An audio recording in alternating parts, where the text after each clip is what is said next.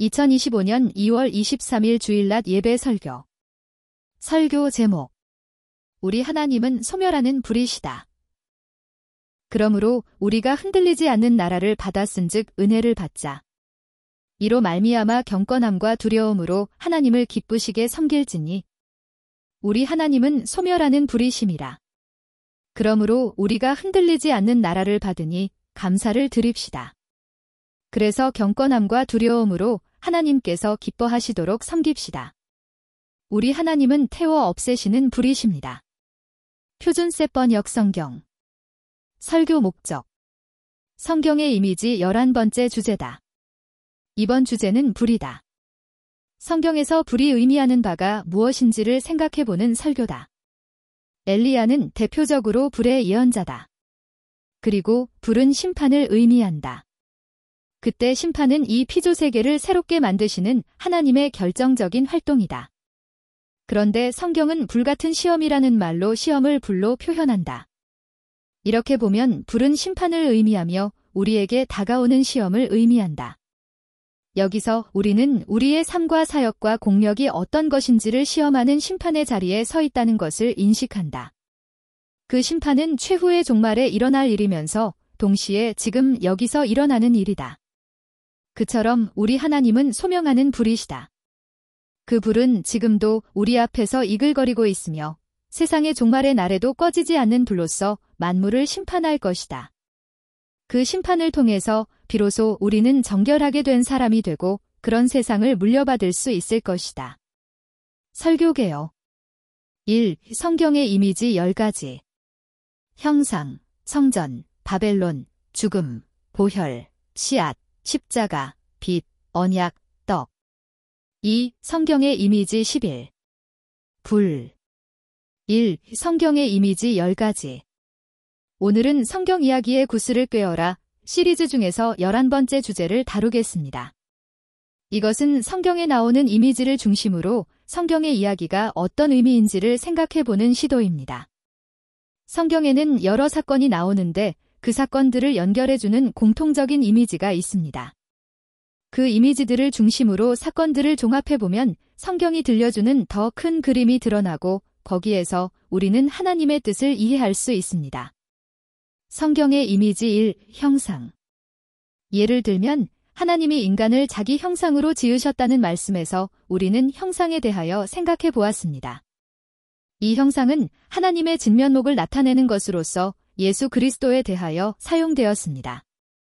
그리고 사도 바울은 교회에게 편지하기를 너희 안에 그리스도의 형상이 이루어지기까지 다시 해산의 수고를 할 것이라고 다짐합니다. 사도 요한은 하나님이 우리를 장차 그 아들의 형상으로 변하게 하실 것이라고 말했으며 로마서 8장 29절에서도 하나님이 우리를 부르신 이유가 바로 그 아들의 형상을 본받게 하기 위함이라고 사도 바울은 강조했습니다. 이렇게 보면 형상이라는 말, 즉 이미지라는 말은 창세기에서 시작하여 성경 전체를 이어주는 중요한 주제임에 틀림없습니다. 성경의 이미지 2. 성전.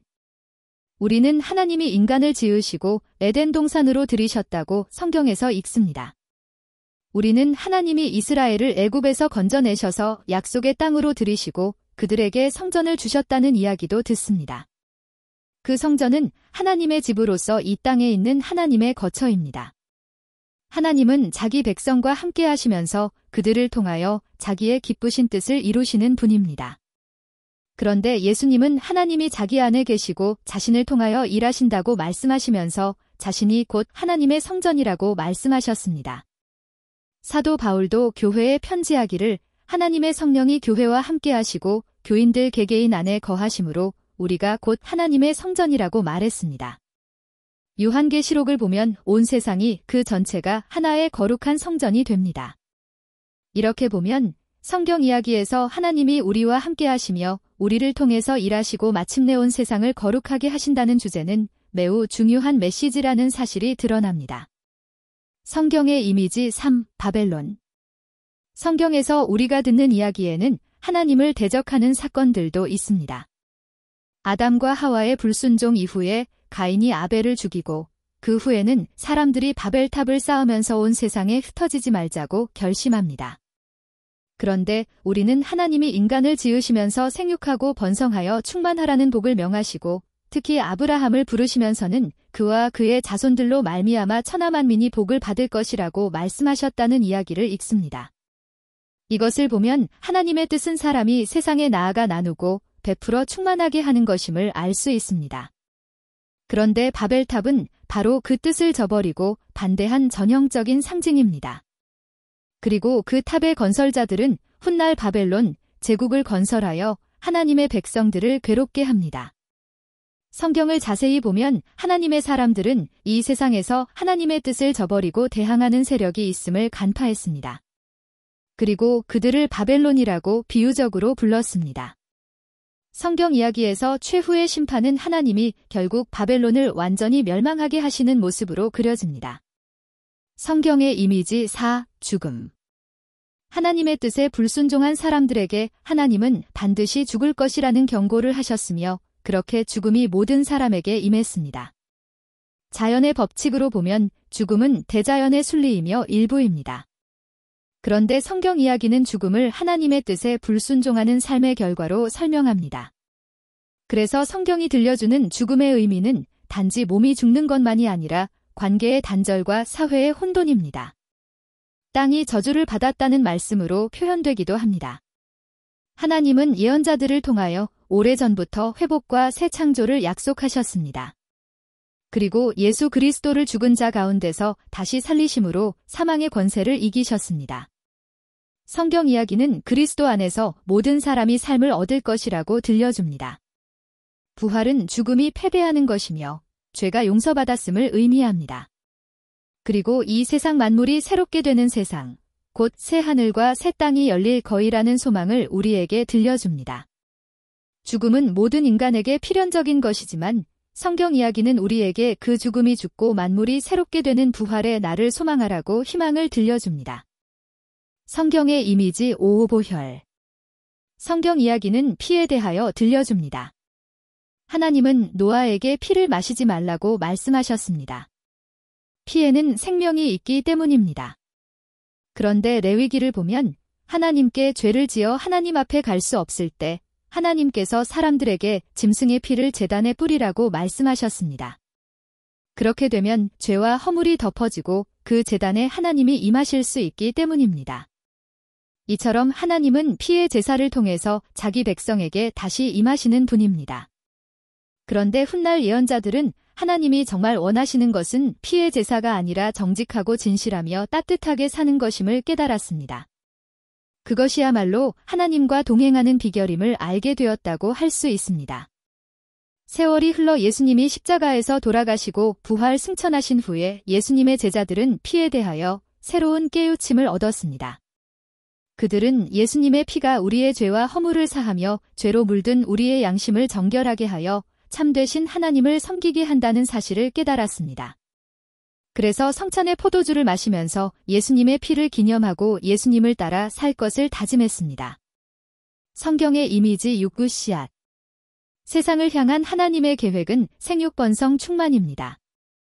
그런데 그것을 이루시려고 하나님은 모든 생물에 씨를 넣어주셨습니다. 식물에도 씨 가진 열매를 맺게 하셨으며 동물에게도 씨앗을 통해 번성하게 하셨습니다.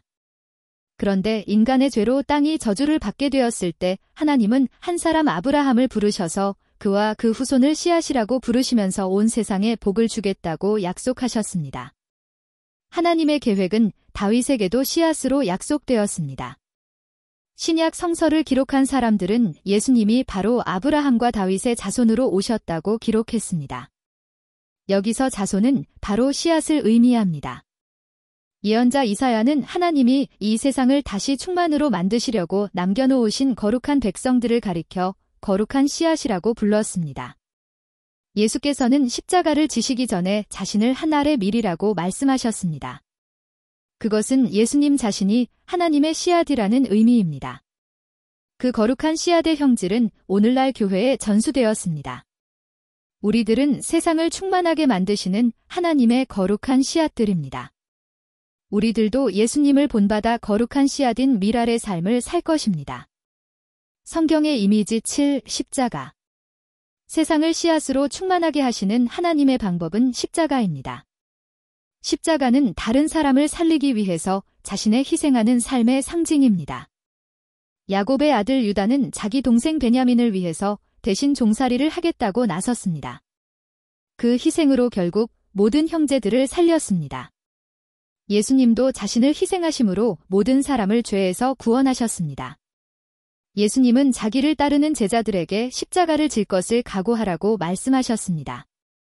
예수님의 제자들은 예수님의 삶과 죽으심, 그리고 십자가와 부활을 목격하고 나서 예수님의 십자가가 결국 패배가 아니라 사람들을 억누르고 있는 세력들에게 승리한 것임을 깨달았습니다. 예수님의 제자들은 십자가를 보면서 모세가 광야에서 뱀을 든 것처럼 예수님이 십자가에 달리신 이 사건이 모든 사람을 건진다고 믿었습니다. 그리고 예언자들이 말한 것처럼 하나님의 종은 고난을 통하여 배척을 받으시고 난 후에 영광을 얻는다는 말씀을 이해하기 시작했습니다. 그렇게 해서 십자가의 도를 따르는 사람들은 이 세상에서 새로운 삶의 방식을 따라 살기 시작했습니다. 그것은 실패한 것처럼 보이지만 승리의 길이었고 마침내 세상을 완전히 뒤집어 놓을 혁명과도 같은 것이었습니다. 그것이 성경 이야기가 들려주는 십자가 혁명입니다. 성경의 이미지 8, 빛. 성경 이야기는 빛에 대하여 들려줍니다. 하나님은 세상을 창조하실 때 빛을 지으심으로 어둠을 몰아내셨습니다. 하나님은 애굽에서 자기 백성 이스라엘을 구원하실 때 온 애굽을 어둠으로 덮으셨고 이스라엘에게는 빛을 비추셨습니다. 시편의 성도들은 하나님을 자기의 빛이시라고 노래했습니다. 요한복음은 예수님을 세상의 빛으로 소개했습니다. 예수님도 앞을 볼 수 없는 사람의 눈을 고쳐주셨습니다. 그리고 제자들에게 말씀하시기를 그들이 세상의 빛이라고 하시며 착한 행실을 통해서 하나님의 영광을 나타내라고 가르치셨습니다. 사도 바울도 부활하신 예수님을 만나서 자신의 인생에 대한 하나님의 소명을 받고 나서 이방인들을 비추는 빛으로 살아야 한다는 사실을 깨달았습니다. 그것은 예수 그리스도의 복음을 온 세상에 전하는 사람이 되어야 한다는 의미였습니다. 성경 이야기에서 맨 나중에 나오는 부분을 보면 새 하늘과 새 땅에는 해와 달이 필요하지 않을 만큼 하나님과 어린 양으로부터 나오는 영광의 빛이 온 세상을 비출 것이라고 들려줍니다. 이처럼 성경 이야기는 처음부터 마지막까지 빛에 대하여 들려줍니다. 그리고 우리는 빛의 자녀들입니다. 성경의 이미지 9, 언약. 성경 이야기를 관통하는 중요한 주제 중 하나는 언약입니다. 언약은 쌍방이 서로 어떤 일을 할 것이라고 약속하는 것입니다. 하나님의 언약은 하나님이 자기 백성에게 주시는 약속입니다. 우리는 성경에서 최초의 언약이 노아에게 주어졌음을 봅니다. 그 후에 하나님은 아브라함에게도 언약을 맺으셨고 이스라엘 민족에게도 모세를 통하여 언약을 맺으셨습니다. 그리고 다윗에게도 하나님의 언약을 주어졌습니다. 하나님의 언약은 이 세상을 향한 하나님의 계획을 그 언약의 당사자에게 보여주시고 그를 초청하는 방식으로 맺어집니다.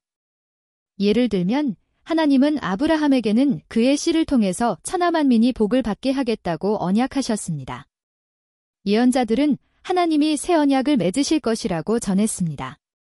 그 새 언약은 하나님의 뜻에 충실한 백성들을 일으키실 것이라는 약속이었습니다. 예수님도 잡히시기 전날 밤에 식사를 하시면서 제자들에게 포도주 잔을 나누어 주시면서 이것이 죄 사함을 얻게 하려고 많은 사람을 위하여 흘리는 예수님의 피 곧 언약의 피라고 말씀하셨습니다. 이렇게 해서 예수님을 믿고 그의 죽으심을 기념하는 모든 사람들은 하나님의 언약을 기억하고 상속하며 동참하는 사람들입니다. 우리들은 하나님이 우리 이전의 사람들에게 주셨던 언약을 마침내 완성하시고 새로운 세상을 여실 것을 믿습니다. 성경의 이미지 10. 떡. 성경 이야기에서 떡은 두 곳에서 주로 나타납니다. 하나는 유월절의 떡이며 다른 하나는 성찬의 떡입니다. 유월절의 떡에서 중요한 점은 누룩이 들어가지 말아야 한다는 점입니다. 그래서 누룩 없는 떡은 순수한 신앙을 상징합니다.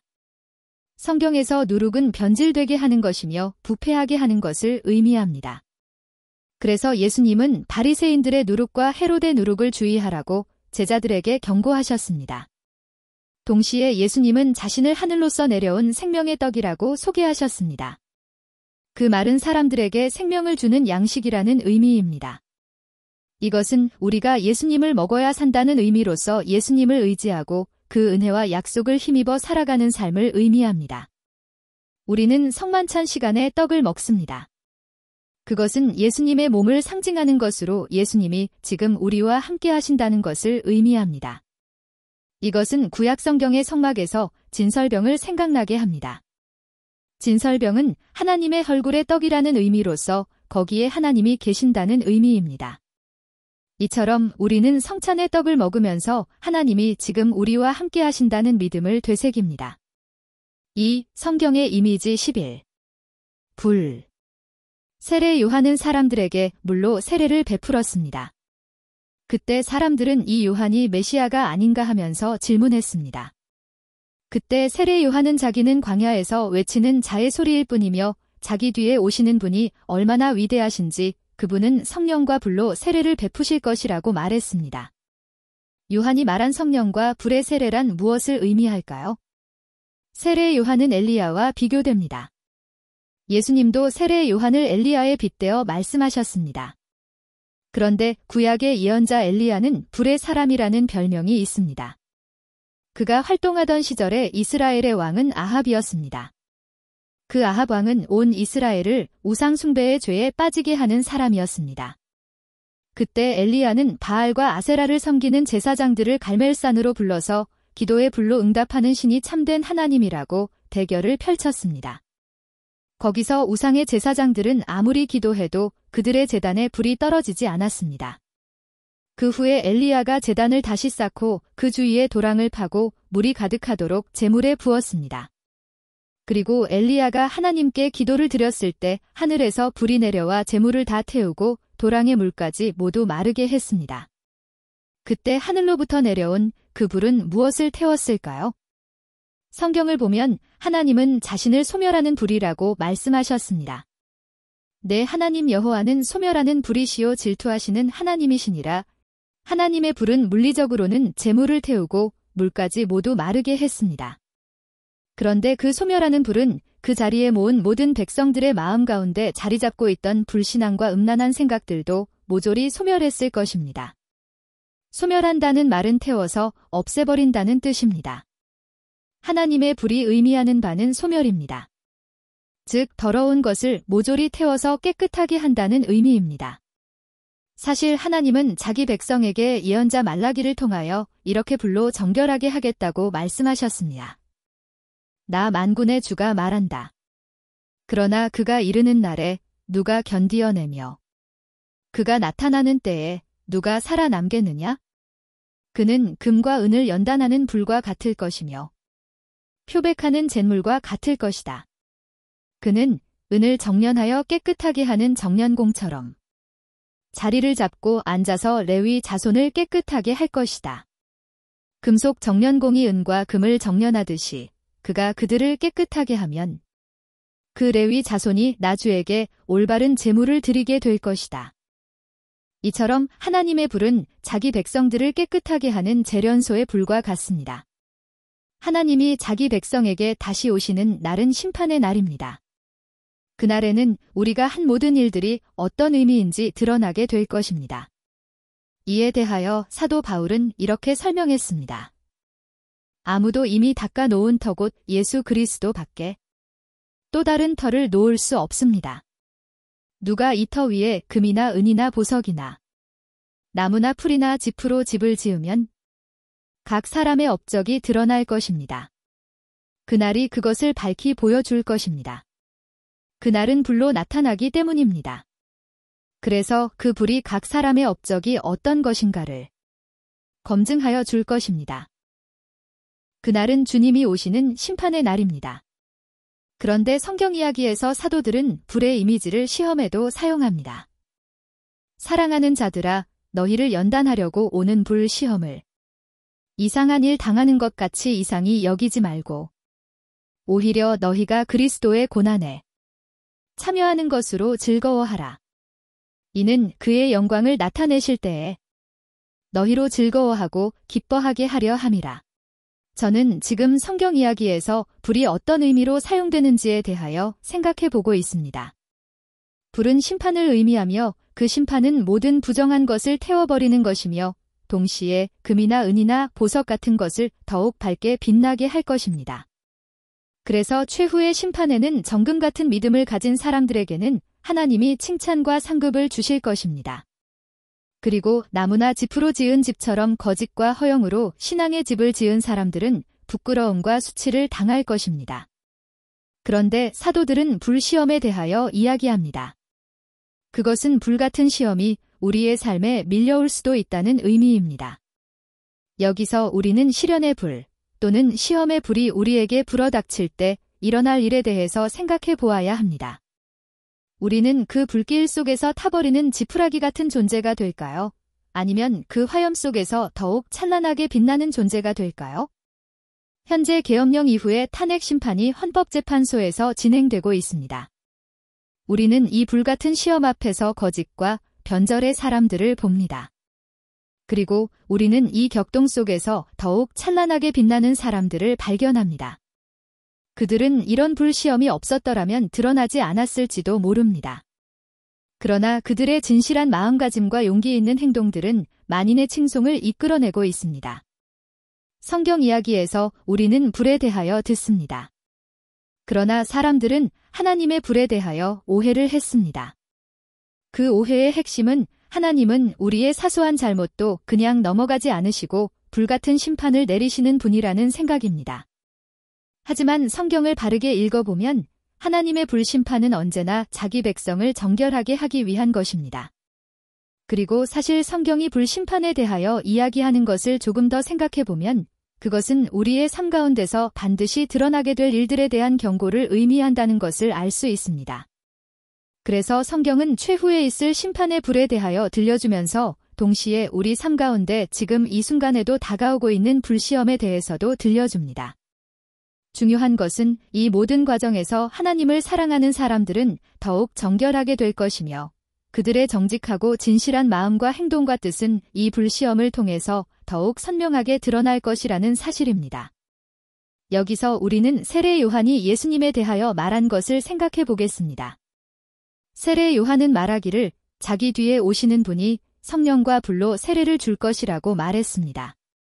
우리는 오순절 사건을 보면서 그곳에 급하고 강한 바람이 불었고 불에 혀같이 갈라지는 것이 각 사람의 머리 위에 임하여 있었다는 말을 듣습니다. 그것은 마치 엘리야의 경험과 유사하다고 하겠습니다. 그리고 제자들은 성령의 충만함을 받았습니다.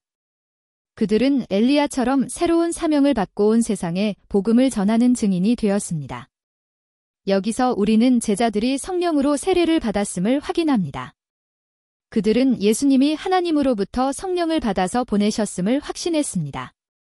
그것은 예수님이 지극히 높임을 받으셔서 하나님 오른쪽 보좌에 앉으셨음을 의미합니다. 그러면 세례 요한은 어떤 의미로 불로 세례를 주시는 분이라고 말한 것일까요? 우리는 오순절 교단에 속하여 불세례는 능력을 의미한다고 배웠습니다. 그런데 위에서 살펴본 것처럼 불은 정결하게 하는 역할을 합니다. 하나님은 소멸하는 불이시라고 성경은 말씀합니다. 그러므로 오순절 성령의 불은 한편으로는 그들에게 임하는 하나님의 임재인 성막의 불, 즉 쉐키나를 의미합니다. 쉐키나는 하나님의 임재이며 그 영광이 임했음을 보여줍니다.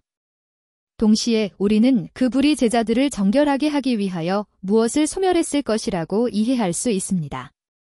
마치 갈멜산의 불이 이스라엘 백성들의 불신앙을 소멸했던 것처럼 오순절의 불은 제자들 마음속에 있는 두려움을 소멸했을 것이라고 우리는 이해할 수 있습니다. 그 결과 그들은 어떻게 했습니까? 그들은 담대하게 복음을 증언했습니다.